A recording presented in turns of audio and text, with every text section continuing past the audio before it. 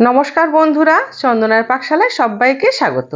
আজ আমি বানিয়ে দেখাবো সম্পূর্ণ নতুন একটা রেসিপি, লাউ পাতায় চিংড়ি ভর্তা।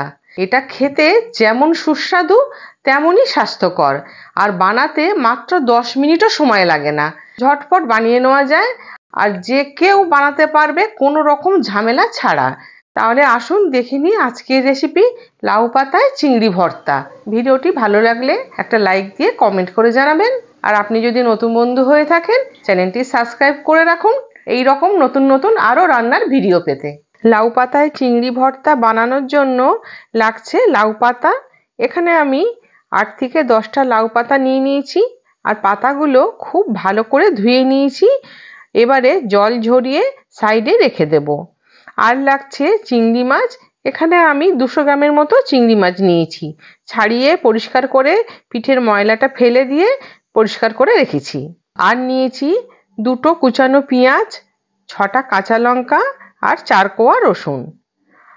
লাগছে নুন, হলুদ, সর্ষের তেল। এখানে আমি এরকম একটা মিডিয়াম সাইজের কড়াই নিয়ে নিয়েছি। আমি এখানে ননস্টিকের কড়াই নিয়েছি, এবার নর্মাল কড়াই নিলেও হবে। এবারে জল ঝরিয়ে রাখা পাতাগুলো আমি এইভাবে একে একে সাজিয়ে দেব।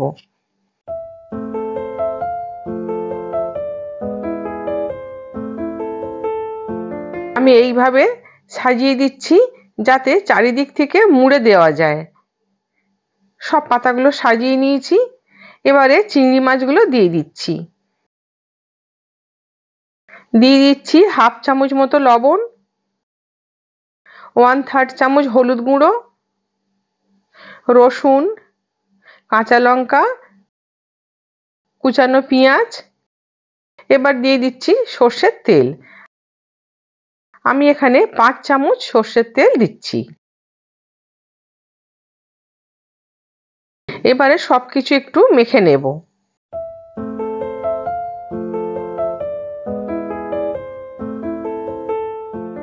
তেলটা দিয়ে মেখে নিয়েছি।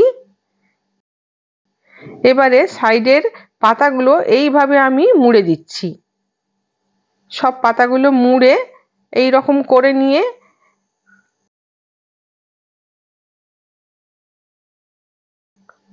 এই রকম একটা ছোট ঢাকা এর ওপরে চাপিয়ে দিচ্ছি যাতে পাতাগুলো খুলে না যায়।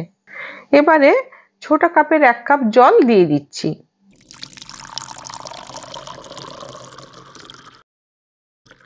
উপর থেকে আবারও একটা ঢাকা, কড়ার মাপের ঢাকা একটা সেট করে দিচ্ছি যাতে স্টিমটা বেরিয়ে না যায়। প্রথমে গ্যাসের ফ্লেমটা 2 থেকে 3 মিনিটের জন্য হাই করে রাখবো, যতক্ষণ না পর্যন্ত এই জলটা ফুটতে শুরু করে। জলটা বেশ ফুটে উঠলে তারপরে গ্যাসের ফ্লেমটা একদম লো করে দেবো। লো ফ্লেমে 5 থেকে 6 মিনিট মতো রেখে দিতে হবে। 10 মিনিট পর আমি ফিরে আসছি। মোট 8 থেকে 10 মিনিট সময় লাগবে এই রান্নাটা কমপ্লিট হতে। ফিরে এলাম 10 মিনিট পর।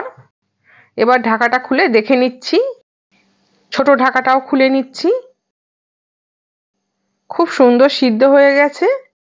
এখানে অবশিষ্ট কিছুটা জল রয়েছে কড়াইয়ের মধ্যে, এই অবশিষ্ট জলটা শুকিয়ে নিতে হবে। তার জন্য আমি ছোট ঢাকাটা সরিয়ে দিচ্ছি, আর বড় ঢাকাটা দিয়ে দিলাম, আর গ্যাসের ফ্লেমটা হাই করে দিলাম যাতে জলটা শুকিয়ে যায়। পুরো জলটা শুকিয়ে যাবে, আর পাতার তলাগুলো একটু পোড়া পোড়া লেগে যাবে, তবেই খেতে টেস্ট হবে। এটা করতে 2 মিনিট মতো সময় লাগবে। 2 মিনিট হয়ে গেছে।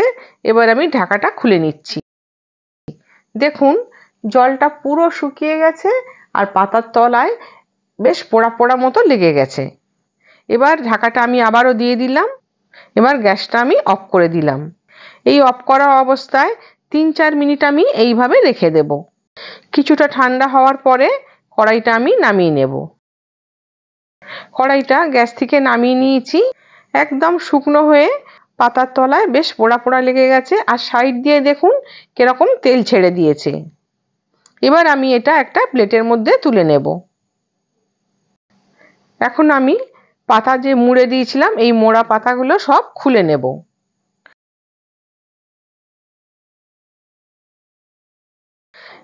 এখনো হালকা গরম আছে।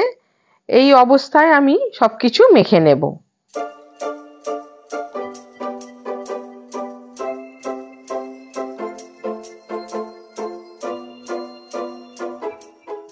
সবকিছু খুব সুন্দর নরম হয়ে গেছে। এবার আমি এখানে আরো 1 চামচ কাঁচা সর্ষের তেল দিয়ে দিচ্ছি।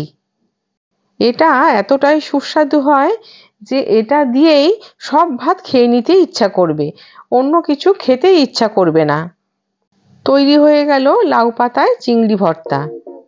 তাহলে বন্ধুরা, আজকের মতো টাটা। ফিরে আসবো আবার অন্য কোনো নতুন রেসিপি নিয়ে।